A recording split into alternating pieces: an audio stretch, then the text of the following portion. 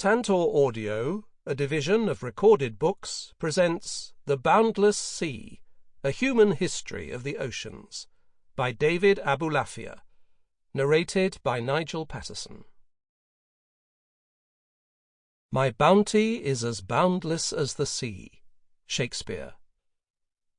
Praeceptoribus Paulinis, PNB, CED, TEBH, AHM, JRMS, PFT, nec non INRD. Preface. In the making of connections between human societies, the role of the sea is particularly fascinating. Connections across large open spaces have brought together peoples, religions, and civilizations in stimulating ways. Sometimes this has been through individual encounters, as travellers, including pilgrims and merchants, found themselves visiting alien environments.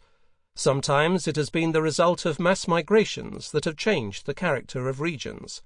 Sometimes it has been the result as much of the movement of goods as of people, when the inhabitants of distant lands saw, admired, and imported or copied the artworks of another culture, or read its literature, or were taken aback by some rare and precious item that opened their eyes to its existence.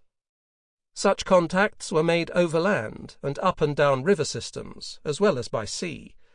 But overland they were mediated by the cultures that lay along the routes being followed, whereas links across the sea could tie together very different worlds, as far apart as Portugal and Japan, or Sweden and China. This book is intended to sit alongside my earlier book, The Great Sea, A Human History of the Mediterranean, first published in 2011. Like that book, it is a human rather than a natural history, emphasizing the role of often adventurous traders in making and maintaining contact. Whereas the Mediterranean accounts for 0.8% of the maritime surface of the globe, seas as a whole account for about 70% of the world's surface, and most of this watery space consists of the vast open areas we call oceans. From outer space, the earth is mainly blue. The oceans have distinct but gigantic wind systems, generated by the movement of air over vast masses of both warm and cold water. One has only to think of the seasonal monsoons in the Indian Ocean. The roaring forties that would helpfully sweep sailing vessels from the Atlantic into the Indian Ocean were the same winds that made entry into the Pacific from the southern Atlantic around Cape Horn so frightening. Currents such as the Gulf Stream, which keeps the British Isles relatively warm, or the not dissimilar Kuroshio or Japan current, stretch across thousands of miles. We divide the all-encompassing global sea into the three great oceans, but ancient geographers, with some justice, imagined it to be a single okeanos of intermingled waters, a concept revived in the modern use of the term world ocean to describe all the oceans as a single unit. The three major oceans have attracted increasing interest as the study of maritime history has expanded beyond what might more properly be called naval history, which concentrates on warfare or peacekeeping on the surface of the sea, to greater involvement with the wider questions of how, why, and when people crossed large maritime spaces, whether for trade or as migrants, and what sort of interdependence was created between lands far apart from one another by this movement across the oceans. This has led to debates about the origins of globalization, some of which have been conducted at cross purposes, since the concept of globalization is a vague one that can be defined in many ways. A question related to the theme of globalization that has often been raised is why Europeans opened up routes across the world after 1500 in the wake of Columbus and da Gama, while the Chinese under Cheng He launched extraordinary ambitious voyages in the early 15th century that came to a sudden stop. This leads into a range of questions about the great divergence between Europe and Asia or other continents, although, as with globalization, much depends on the criteria one adopts to measure the process. This book makes plain the dramatic effect of the entry of European traders and conquerors into distant oceans following the voyages of Columbus and da Gama, while also insisting that Columbus, da Gama, and the worlds they explored can only be explained by looking at their long antecedents. This book also insists that the European presence around the shores of the oceans can only be understood by taking into account the less well-documented activities of non-European merchants and sailors, some of whom were indigenous to the lands in which they lived, others of whom formed part of widespread diasporas, Greeks and later on Jews from Egypt, Armenians, Chinese, Malays, and so on. Sometimes the sea routes were managed by a sort of relay team, as goods passed from one set of traders to another, and from one type of ship to another, and as local rulers exacted their customs duties at each stopping point. And sometimes, even in the Greco-Roman Indian Ocean, they were managed by entrepreneurs who travelled the whole route from, say, Vareniki on the Red Sea coast of Egypt to Pondicherry on the southeast coast of India. This is not to deny the transformative effect of the arrival of the Europeans in nearly every corner of the oceans. After Columbus and da Gama, the oceans and their islands were bound together in new ways. Ambitious new routes, longer than anything attempted before, crisscrossed the world, linking China to Mexico via Manila, or the East Indies to Lisbon and Amsterdam.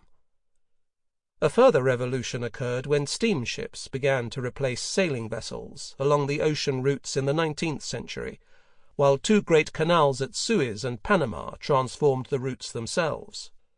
And further revolutions in the late 20th century introduced massive ships capable of carrying thousands of containers, and cruise ships that carry many thousands of passengers. Insofar as this book has heroes, they are not so often the explorers who opened up routes across the oceans, but the merchants who followed in their wake. Traders saw opportunities and made the tenuous links established by those who found new routes into firm, reliable, and regular connections, whether in the era of Greco-Roman commerce across the Indian Ocean or in the aftermath of Columbus's voyages to the Caribbean. They settled down in trading stations that became major ports, Aden, Havana, Macau, Malacca, Quanzhou, to give just a few examples. But right up to the early days of the steamship, maritime travel involved risk from shipwreck, piracy, disease, and, not least, rajas, sultans, and other rulers who saw merchants as fair game in their hunt for funds, which they raised from confiscation as well as taxation. The history of long-distance travel across the seas is the history of people willing to take risks, both physical and financial.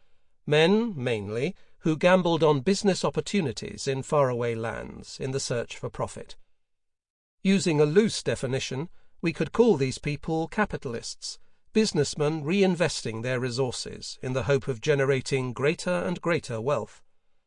Such people are visible at the very start of the history of Indian Ocean trade, in the cities of Bronze Age Mesopotamia, and throughout the centuries that followed. The history of maritime trade is not all concerned with exotic items, such as the spices of the Indies. Increasingly, historians have laid emphasis on humdrum local trade networks, bringing primary produce, grain, oil, wine, wool, and so on, towards markets and towns. Yet those looking for really big profits were tempted to stray much further afield, eventually creating links across the oceans that had the power to stimulate economic growth at both ends of lengthy lines of communication. Cities in China producing fine porcelain, for instance, and cities in Holland buying large quantities of it. Sometimes trade was masked as the payment and receipt of tribute, particularly in medieval China and Japan.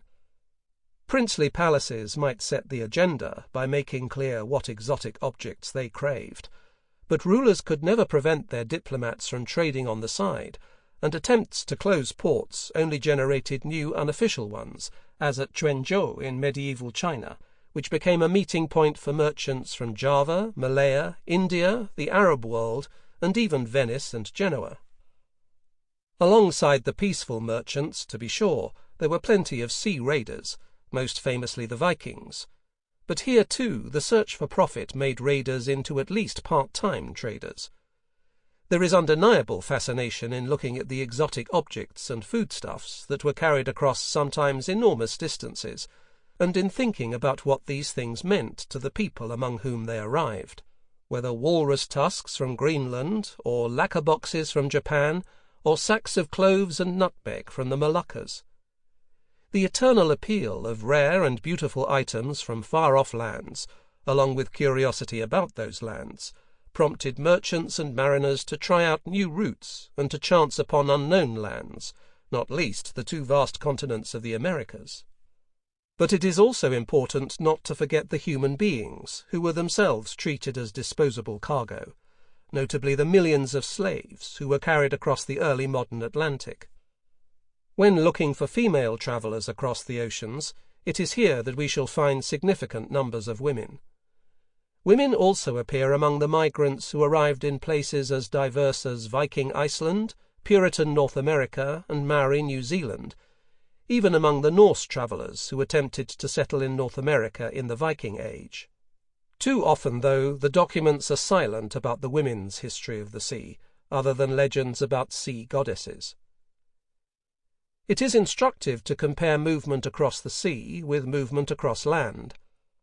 Many of the problems of carrying large quantities of goods and people over land were only resolved when railways were constructed in the 19th century, facilitating, for instance, the transfer of vast amounts of tea from remote quarters of India to the Indian Ocean, and ultimately the teeming tea shops of London. Further back in time, the famous Silk Road that linked China to Western Asia, and at some periods Europe as well, flourished for relatively short periods, notably the 9th century and the late 13th to early 14th century. Its cultural significance is not in doubt, as the ideas and arts of Buddhism and Islam were carried across the expanse of Eurasia. But the Silk Road carried only a small fraction of the goods that could be and were conveyed by ship from China and Southeast Asia by way of Malaya and India towards Egypt and the Mediterranean. This silk route of the sea that crossed the Indian Ocean has an uninterrupted history going back 2,000 years to the age of Emperor Augustus, and the astonishing quantities of porcelain found on board ships wrecked in the South China Sea makes this point as clearly as anything. The hundreds of thousands of plates and bowls loaded on late medieval junks for transfer to the Red Sea simply could not have been carried overland on the backs of camels. One 11th century wreck contains 500,000 pieces of Chinese porcelain. Chinese porcelain was greatly prized in medieval Egypt, to the point where attempts were made to imitate it. At least 700,000 sherds have been found underneath Fustat, or Old Cairo. These figures are nothing compared to the quantities of porcelain shipped from China to Europe in the 18th century. Historians have debated when and how widely the terms Atlantic, Pacific, and Indian Ocean came into use, and whether they are appropriate. After all, the Indian Ocean bathes East Africa, Arabia, and the Malay Peninsula, as well as India, and early modern geographers tended to distinguish the northern Atlantic from its southern or Ethiopic twin. The central and southern Pacific was often described as the South Sea. Nonetheless, schools of Atlantic, Pacific, and Indian Ocean historians have emerged. Indeed, a recent survey showed that more publications about Atlantic history have been juddering off the presses than publications about the Mediterranean, which was long the favourite pool of water among historians, beginning with the pioneering writings of Fernand Braudel. "We are all Atlanticists now," the eminent Harvard historian David Armitage proclaimed, as he set out different ways of writing Atlantic history, whether comparative, local, or transatlantic, that is, about connections across the ocean. But the sense that maritime history is being compartmentalized into four main disconnected chunks, Atlantic, Pacific, Indian Ocean, and Mediterranean, has attracted increasing criticism. Their interaction with one another must not be ignored. This book is an attempt to write the history of the three great oceans together. That does mean, in the millennia before Columbus, treating them separately, because they constituted three spheres of human movement that were not directly connected to one another by the movement of humans from one ocean to another, even though goods, mainly spices, reached the ports of the medieval Atlantic from as far away as the East Indies, having passed through a non-oceanic sea, the Mediterranean. After 1492, though, I have laid as strong an emphasis as possible on the interconnections between the oceans, so that even chapters about, say, the English and their rivals in the 17th century Caribbean have been written with an eye on the global context. This makes the last 5 centuries more manageable, but it also represents reality.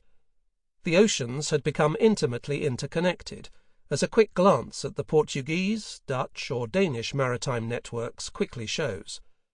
This interconnection of the oceans was the great revolution that followed the discovery of the Americas and of the route from Europe to Asia by way of the southern tip of Africa, and it has received too little attention. One important theme of this book is the human occupation of previously uninhabited islands, beginning with the extraordinary achievements of Polynesian sailors in settling the scattered islands of the largest ocean of all. Within the Atlantic, Madeira, the Azores, the Cape Verde Islands, and St. Helena had an importance far greater than their tiny size would suggest. In the Indian Ocean, one very large island, Madagascar, was a miniature continent with its own distinctive wildlife. It was settled by Austronesians from the East Indies during what historians of Europe call the Middle Ages. In some cases, humans and the animals they brought with them totally transformed these island environments. The most famous example is the extinction of the dodo after humans occupied Mauritius. Inevitably, though, immeasurably more has to be left out than included, and I have not attempted to write what pretends to be a complete or comprehensive history of the oceans, which would take up many volumes, but a rounded history of the oceans that homes in on what I think are the best illustrations of long-distance maritime connections.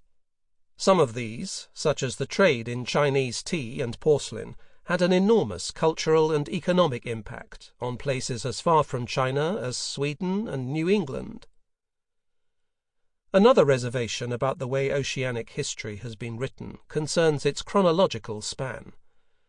The Atlantic, in particular, has suffered from an assumption that its history only begins with Columbus, allowing for a quick reference to the brief stay of Norse men and women somewhere in North America, though their stay in Greenland was by no means brief, lasting over 400 years. Quite apart from evidence for trade and migration in the pre-Columbian Caribbean, going back millennia, we have the rich evidence for trade in eastern Atlantic waters from Neolithic times onwards, linking Orkney and Shetland, as well as Denmark, to Atlantic France and Iberia.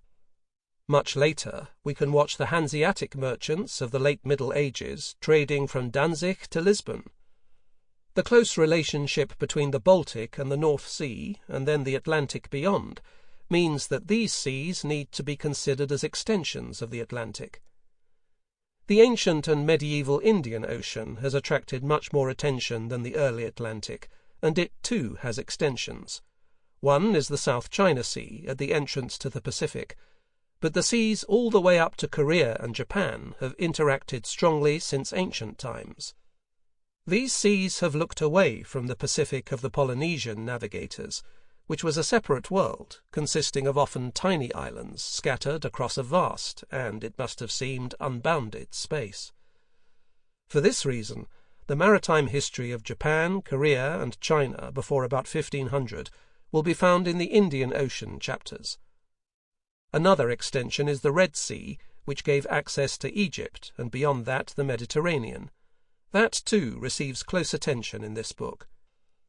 As for the Arctic Ocean, if it can be called an ocean rather than, as some have argued, a confined and largely frozen Mediterranean stuck between Eurasia and North America, the history of the human presence has been told here through the repeated attempts to carve a route through Arctic ice and water to the Far East by way of the northwest and northeast passages, if they existed. And the Southern or Antarctic Ocean is simply a label for the cold waters at the bottom of our planet, which are in effect part of the 3 major oceans, starting somewhere in the latitude of New Zealand, though the search for the assumed southern continent, which was thought to be much more temperate than Antarctica, does feature here. There is a great deal that this book is not about. Although it is, as the subtitle insists, a human history rather than natural history, it is not concerned with the impact of human beings on the oceanic environment, what has been described as the submarine history of the oceans. This book remains on the surface of the sea, with the exception of frequent use of evidence from shipwrecks, the remains of ships that were, after all, intended to stay on the surface. Ocean ecology is an important and urgent issue in the 21st century, and has been discussed with passion by environmental experts. Humans are destroying the oceans by dumping plastics and effluents, and marine life pays a heavy price. Climate change may at last render accessible sea routes carrying large quantities of goods through the Arctic Ocean from Europe to and from the Far East. These are crucial matters, but this book is concerned instead with contacts between humans across the oceans, linking shores and islands, mostly in epochs when human impact on the seas themselves was limited, even though human impact on mid-sea islands, such as Madeira or Hawaii, was massive. I am also not much concerned with fishing, except where it has generated long-distance contacts. So I do have a fair amount to say about herrings and cod in the Atlantic aboard Hanseatic and Dutch vessels, and about English ships that probably ventured close to Newfoundland fishing for cod before John Cabot's arrival there in 1497. Later, American whalers briefly feature in a discussion of the worldwide trade in whale products, and here one can point to severe ecological damage well before 1900, as whale populations of large areas of sea were hunted almost to extinction. One very important result of the creation of new contacts between distant land masses has been the importation and cultivation of alien crops far from their place of origin. The great example is the potato, a South American product that became the staple food of the Irish poor, with tragic consequences. Well before that, the Islamic world provided conduits carrying oranges and bananas as far west as Spain, while Asiatic sugar struck roots in the Mediterranean, in Atlantic islands such as Madeira, and eventually in Brazil and the Caribbean. Only part of that story can be told here, the part concerned with the routes these products took. A classic work by Alfred Crosby and a pioneering study of the movement of foodstuffs within Islamic lands by Andrew Watson have looked at the bigger picture. These were developments in which the Mediterranean was heavily involved, but in this book the Mediterranean lurks offstage. As a largely closed inland sea, long and narrow, with constant and intensive contact between its shores, it is as different in character from the open oceans as mountains are from plains. Besides, I have written about it at length in my previous book. Writing this book has taken me into periods and places that are far removed from the Mediterranean. But the origins of this book lie in an essay simply entitled Mediterraneans, that I wrote for a book entitled Rethinking the Mediterranean, edited by William Harris of Columbia University, in which I compared the classic Mediterranean with other closed or semi-closed watery spaces, such as the Baltic and the Caribbean. This led me deeper into the history of other, much larger seas, as did a book I wrote about a very different aspect of the Atlantic at the end of the Middle Ages, entitled The Discovery of Mankind, in which I observed the surprise of Western Europeans at their first encounters with peoples in the Canaries, the Caribbean, and Brazil, people whose very existence they had not suspected. Longer ago, I wrote a lengthy chapter about Asia, Africa, and the trade of medieval Europe for a new edition of part of the Cambridge Economic History of Europe, at the invitation of the great economic historian Sir Michael Mounier-Poston. Over lunch in Peterhouse, where I observed some of its fellows cruelly baiting the master, Hugh Trevor Roper, Poston asked me what I would be saying in my chapter about medieval Malaya. I realized that I knew nothing about it, and started on a trail that led me via the problematic empire of Srivijaya in Sumatra to early Singapore and Malacca, as they are portrayed in the remarkable Malay annals. This interest in early Southeast Asia has never abated. This book, written mainly in Cambridge and to a lesser extent in Oxford, could not have been written without the facilities and companionship that Gonville and Caius College, Cambridge, supplies.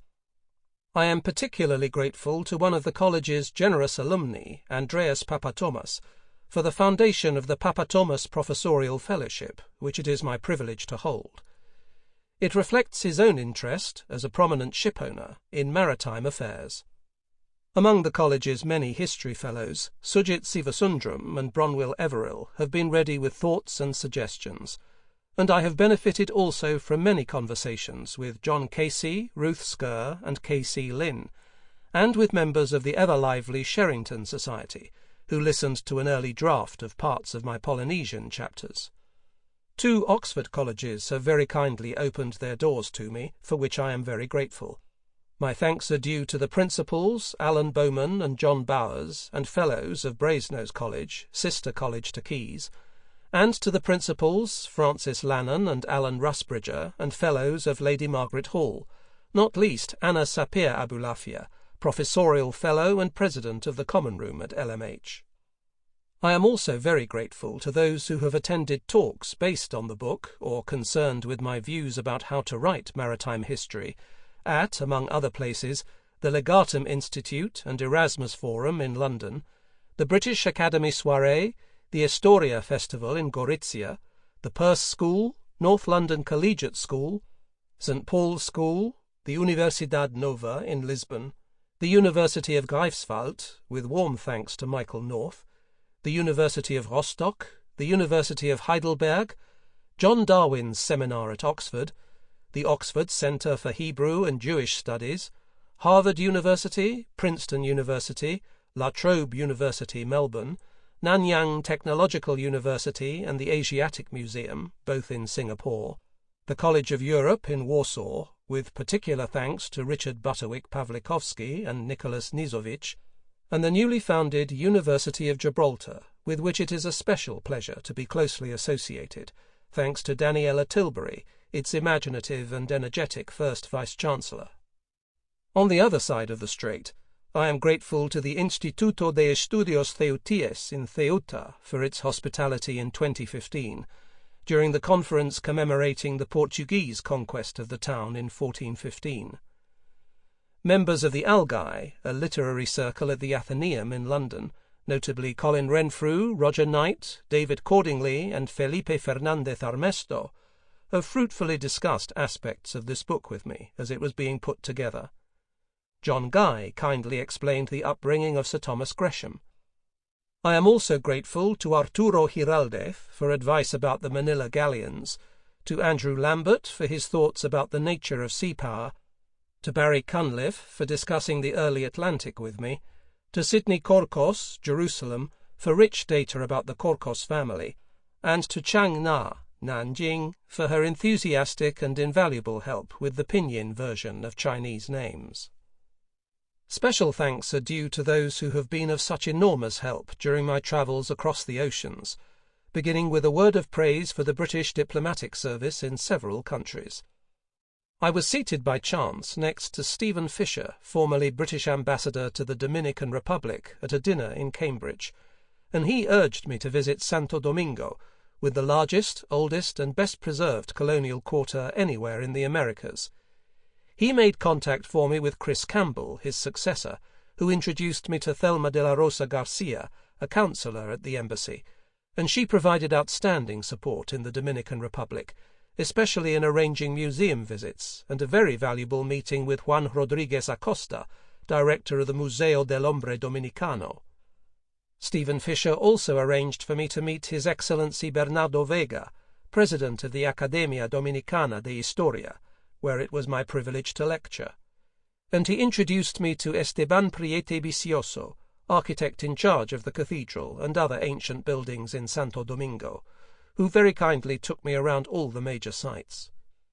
To all of these, as well as the delightful staff of the magnificent Nicolás de Ovando Hotel in Santo Domingo, based in Ovando's Palace, dating back to 1502, my immeasurable thanks for their exceptional hospitality. Joe Moshenka in Cambridge provided valuable information on the eve of my visit to Santo Domingo. I also received very generous help during my visits to the Cape Verde Islands, thanks to the enthusiastic support of Mary-Louise Sørensen and Chris Evans, the leaders of the archaeological team from Cambridge that has been excavating the earliest European church in the tropics at... Sample complete. Ready to continue?